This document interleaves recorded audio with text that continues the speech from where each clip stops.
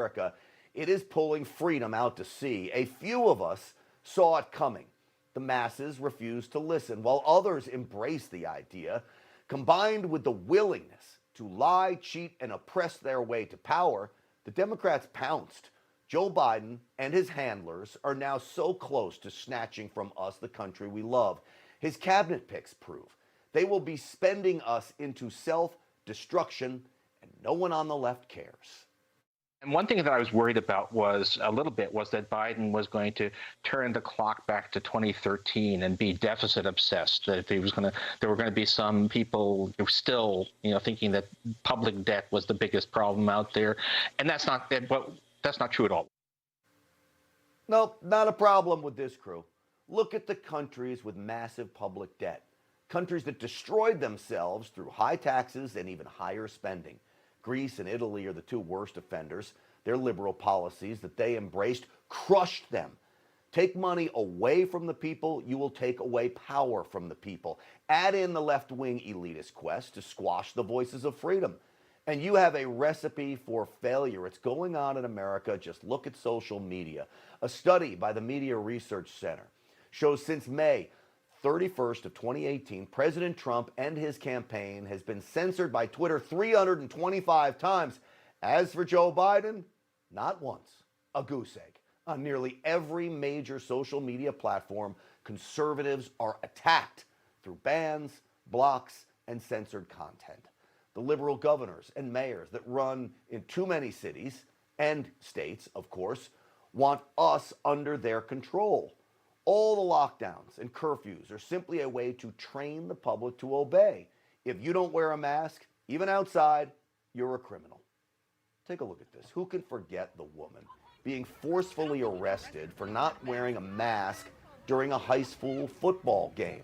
Or this young man taken down as if he was an armed mass shooter simply for violating a curfew. Go home or you're getting arrested. You're under arrest. Curfew. You're under arrest. Well, under Joe Biden, all of this gets worse. The left's fundamental belief that they know better than you is not only arrogant, it is dangerous. When you don't comply with their overreaching restrictions, you are promptly arrested. This is not the America we know and love. Just look at Seattle. Murders are at their highest levels in decades, yet the city there is cutting the police budget by 20%. It's a show of support for the thugs and thieves who have taken to the streets, leaving the innocent hung out to dry. Not to mention the cops, too. Democrats have made police enemy number one. The very people willing to die for us. Now even the good guys, though, are forced to just give up. Listen to this from Seattle.